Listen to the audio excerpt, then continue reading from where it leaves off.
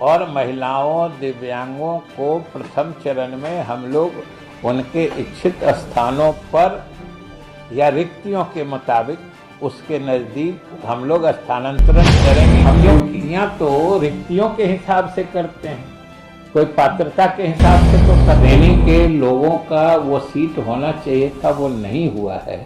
तो वो तो पूरा रोस्टर का सीक्वेंस गड़बड़ है।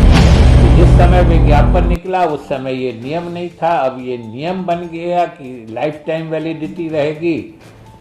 तो अब कोर्ट ने कहा है कि नहीं, इन लोगों को भी अलाउ करो। हम लोग माध्यमिक और उच्च माध्यमिक विद्यालयों में नियोजन करने वाले थे, अभी 17 तारीख से ना, 17 और 18 को 17 और 18 को हम लोगों ने घोषणा कर रखी थी। अभी कल परसों में फिर माननीय उच्च न्यायालय का आदेश आ गया कि नहीं, आप इसको रोक के जो पहले के लोग थे जिनको शुरू में मान्यता नहीं थी, वो भी स्थिति आपको पता होगी कि पहले था कि जो टीईटी पास करते थे उसकी validity for a certain period, मतलब 7 वर्षों के लिए दी गई थी। तो जो 11 में पास किए थे उनकी वैलिडिटी तो उस प्रमाण पत्र की 18-19 में खत्म हो जा रही थी। 19 में ये विज्ञापन निकला था, विज्ञापन निकला और फिर तो प्रक्रिया अभी हम बताए ही 19 के बाद से कैसे चली बात। इस बीच में जो एनसीटीई है, national council for teachers education, जो सीटीटी या ये सब कराता है, उनका निर्णय हो गया कि नहीं, अब ये मतलब एक जो लिमिटेड टाइम के लिए वैलिडिटी रहती थी उसको अब लाइफ टाइम वैलिडिटी दे दी गई कि अब एक बार आप टीईटी क्वालिफाई कर गए तो आप जिंदगी भर के लिए क्वालिफाइड हो गए। जिंदगी भर के लिए मतलब जब तक आपका परमिसिबल एज है तब तक आपको वो मतलब क्वालिफाई जो किए हैं वो चीज प्रभावी रहेगा। तो अब वो एक नई चीज इस बीच में आ गई। अब इन सारे चीजों को लेके कुछ हमारे अभ्यर्थियों ने न्यायालय में याचिका डाली थी। हालांकि हम समझते हैं कि सरकार की तरफ से अरे हम लोगों को क्या एतराज था, जितना अधिक लोग एलिजिबल होंगे, जितना अधिक लोग नियोजन के पात्र बनेंगे, उतना ही ज्यादा स्पर्धा होगी, उतने ही ज्यादा क्वालिफाइड लोग आएंगे। उसमें सरकार या विभाग को तो कोई आपत्ति थी नहीं। वो नियमों के हिसाब से ऐसी परिस्थिति बन गई कि जिस समय विज्ञापन निकला उस समय ये नियम नहीं था, अब ये नियम बन गया कि लाइफ टाइम वैलिडिटी रहेगी। तो अब कोर्ट ने कहा है कि नहीं, इन लोगों को भी अलाउ कर दीजिए। अब आप केवल हम लोगों के विभाग की परेशानी समझिए। संयोग से सब लोग जागरूक हैं कि हम लोगों ने उस श्रेणी के लिए भी सब मेरिट लिस्ट वगैरह बुला के 17-18 से मतलब 2 दिन बाद से हम काउंसलिंग करने वाले थे।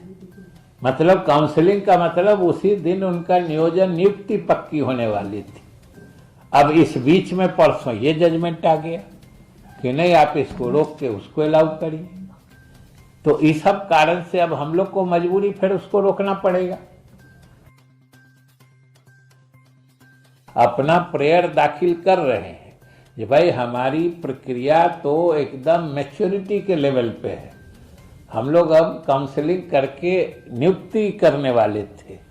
इस पीरियड में उसको रोक के और फिर से किसी दूसरे श्रेणी के लोगों को उसमें पात्रता देने के लिए तो हमको फिर से विज्ञापन निकालना पड़ेगा।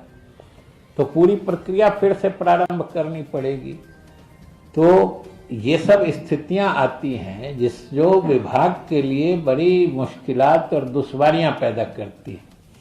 लेकिन हम लोग न्यायालय से भी अपील कर रहे हैं और हम लोग तो चाहते हैं भाई कि जितने अधिक लोग पात्र होंगे, जितने अधिक लोगों की पात्रता बनेगी विभाग के लिए तो उतनी अच्छी बात है। हम नियुक्तियां तो रिक्तियों के हिसाब से करते हैं, कोई पात्रता के हिसाब से तो करते नहीं है। और इसी तरीके से देखा, अभी कल हमने आप लोगों के भी चैनल में भी और समाचार पत्रों में भी आ रहा था जो हमारे एसटीटी पिछला बार 19 के रिजल्ट वाले जो लोग थे, जो merit in merit list and not in merit list वाला चक्कर जो था, कल देखे थे बोर्ड ऑफिस में भी कुछ लोग गए थे, कुछ लड़के, उनको चिंता करने की जरूरत नहीं है, क्योंकि वो एलिजिबिलिटी टेस्ट होता है, उसमें मेरिट लिस्ट का कोई मतलब नहीं होता है। उसमें वेदर इन मेरिट लिस्ट और नॉट इन मेरिट लिस्ट दोनों क्वालिफाइड है। जब भी रिक्तियां आएंगी तो वो दोनों उसकी पात्रता रखेंगे और दोनों उसमें नियुक्ति या नियोजन हेतु आवेदन कर सकेंगे। इन चीजों को हमने पहले भी स्पष्ट कर दिया है, लेकिन शायद वहां से लगता है प्रमाण पत्र निर्गत करने में थोड़ी देर हुई है। लेकिन हमारे छात्रों को या अभ्यर्थियों को उसके लिए परेशान होने की जरूरत नहीं है। सरकार ने उनके हिसाब से, उनके हित में सही फैसला ले लिया है और पात्रता दोनों की बनी रहेगी। और वो तिथियां भी हम ये सब, इन सब चीजों से जब माननीय उच्च न्यायालय से इजाजत ले लेंगे तो वो तिथियां भी हम जल्द घोषित करेंगे। तो हमको तो इतने कहना था। बहुत बहुत धन्यवाद। जिन जगहों पर गड़बड़ी का मामला आया सामने, उनमें जो अभ्यर्थी डिमांड कर रहे हैं कि 6 महीने बाद कह रहे हैं कि अब जांच हो रही है और 4 लड़के अगर गलत हैं तो 100 लड़कों का नियोजन रद्द कर दिया जा रहा है, तो जो निर्दोष लड़के हैं वो परेशान हो रहे हैं। नहीं, 4 देखिए, उसमें बात क्या है इसको समझना चाहिए कि अगर कहीं रोस्टर के बिंदु पर कोई शिकायत है तो अगर रोस्टर के एक बिंदु में गड़बड़ी हुई है, जिस श्रेणी के लोगों का वो सीट होना चाहिए था वो नहीं हुआ है, तो वो तो पूरा रोस्टर का सीक्वेंस गड़बड़ हो जाता है ना। तो एक आदमी के गड़बड़ होने से अगर जिसको आरक्षित होना है किसी खास वर्ग के लिए, उसके लिए उसने नहीं किया तो उसके आगे पीछे भी तो प्रभावित हो जाता है कि अगर वो आरक्षित होता तब अगला अनारक्षित हो जाता जो आरक्षित है। तो इसलिए हम लोग कोई चॉइस से या कोई पसंद से नहीं करते हैं। आप सोचिए ना कितनी परेशानी होती है एक एक चीज को मॉनिटर करके नियुक्ति की प्रक्रिया को अंतिम रूप देने के लिए। हम लोग तो चाहते हैं कि जितनी जल्द पूरा कर लें, क्योंकि आप सोचिए ना, सरकार के लिए ये बड़ा ही अफसोस की स्थिति हम लोग मानते हैं कि हमारे विद्यालयों में रिक्तियां हैं, हमारे छात्र शिक्षकों के अभाव में मतलब पूर्ण रूपेण पढ़ाई सुचारू रूप से नहीं हो पाती है। तीसरी बात कि हमारे योग्य अभ्यर्थी बेरोजगार हैं। तो सरकार के लिए तो ये तीनों अलग अलग चिंता का विषय है। इसलिए हम लोग तो चाहते हैं कि हर हाल में नियोजन का काम पूरा कर सर। उसमें जो भी अभी चयनित अभ्यर्थी हैं, नियुक्ति पत्र मिलने के बाद स्कूल में कैसे जो ये टीचर है वो योगदान दें, मतलब कब तक स्कूल में? तो ये बता दें आपको, इसीलिए हमने एक लाइन कहा था उसमें कि इनको जो नियुक्ति पत्र मिलेगा ये पदस्थापन स्थल के साथ मिलेगा, और जो जो नियोजन इकाइयां हैं वहां जो शिक्षकों का या मतलब अभ्यर्थियों का चयन हुआ है, पदस्थापन में कैसे प्राथमिकता देनी है, पदस्थापन का मेरिट लिस्ट या प्राथमिकता सूची कैसे होगी, ये भी विभाग के द्वारा उनको दिया जा रहा है सर्कुलेट करा के। और उसमें जो प्राथमिकता सूची होगी वो उस सूची के हिसाब से मेरिट कम चॉइस बेसिस होगा। जैसे आपको एक उदाहरण के तौर पर बता दें, जो दिव्यांग आरक्षित वर्ग की महिला है वो टॉप प्रायोरिटी पे रहेंगे, खासकर दिव्यांगता के कारण। आप सब सहमत होंगे, जो कोई दिव्यांग है तो पदस्थापन में वो प्राथमिकता या इच्छित जगह पाने में उसकी प्राथमिकता होनी चाहिए। तो इसी तरीके से महिलाओं को प्राथमिकता दी जा रही है, दिव्यांगों को दी जा रही है।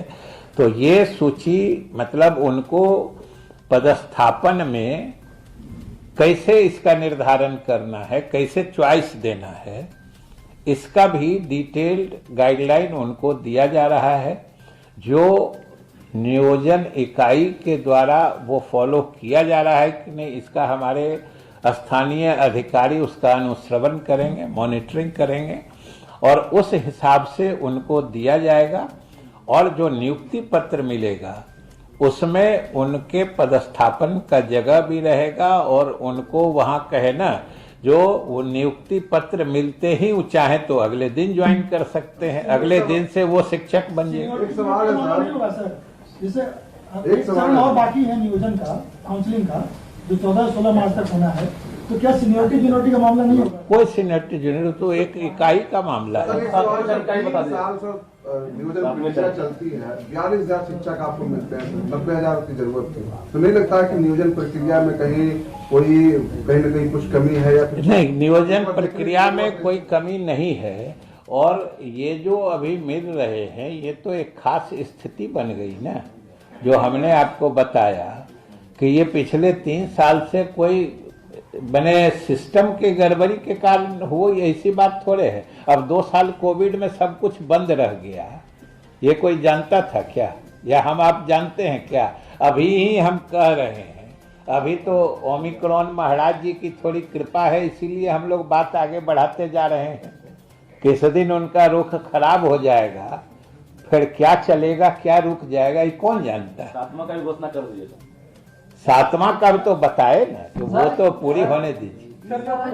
सीनियरिटी तो सर बढ़ जाएगी ना इनकी, जो जिनको सर 23 तारीख को नियुक्ति पत्र मिल जाएगी। सबकी सीनियरिटी तो नियोजन इकाई तक ही सीमित है ना, जहां पर काउंसिलिंग ही नहीं हुआ है उनके अपने नियोजन इकाई में कहां से वरीयता प्रभावित होगी, ये सोचिए ना। 7वें का तरीका नियोजन इकाई। चलिए, अब लगता है धन्यवाद।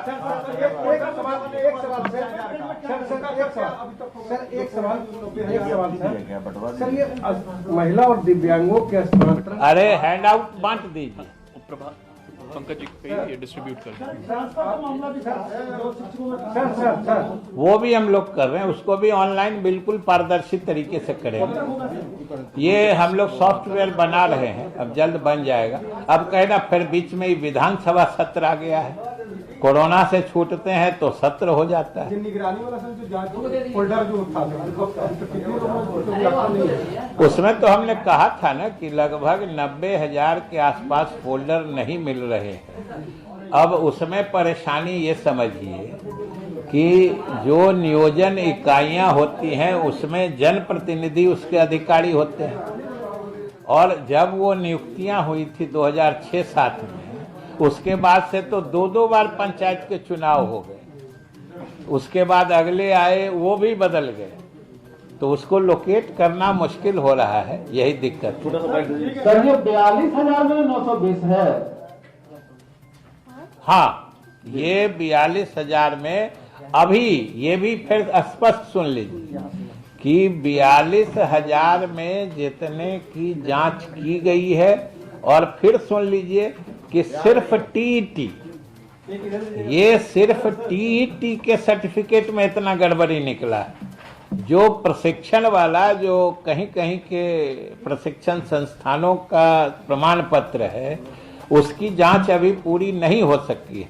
लेकिन हम लोग अभ्यर्थियों के हित में और छात्रों के हित में ये निर्णय हम लोगों ने आज लिया। सर एक सवाल सर, 2 साल पहले महिला और दिव्यांगों के स्थानांतरण की बात आप लोगों के द्वारा वही कहे थे ना, तो 1.5-2 साल तो पहले बोले थे। आपको क्या लग रहा है, भूल गए कोरोना कितना दिन से है? कोरोना में कितना दिन तक बंद रहा है? लेकिन हम लोग उसके लिए जो कहा ना कि हम लोग पारदर्शी तरीके से सबका सॉफ्टवेयर डेवलप कर रहे हैं और उस पर आवेदन लेंगे, और महिलाओं दिव्यांगों को प्रथम चरण में हम लोग उनके इच्छित स्थानों पर या रिक्तियों के मुताबिक उसके नज़दीक हम लोग स्थानांतरण करेंगे। क्योंकि ये भी बता देते हैं कि हम लोगों के पास ये ट्रांसफर पोस्टिंग में ये कोई इशू नहीं है। हम लोग, शिक्षा विभाग तो चाहता है कि इसके सारे कर्मचारी या हमारे शिक्षकगण जो अपने इच्छित स्थान पे रहें, ताकि वो काम भी मनोनुकूल कर सके। हमने तो शिक्षकों को कहा है कि आपकी सारी समस्याओं को हम देखेंगे, लेकिन आप हमारी समस्या जो शिक्षा है, जो समाज की समस्या है, वो अच्छी शिक्षा है विद्यालयों में।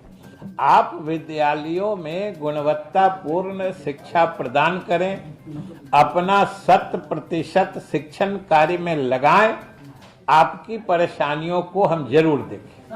ये एक सवाल सर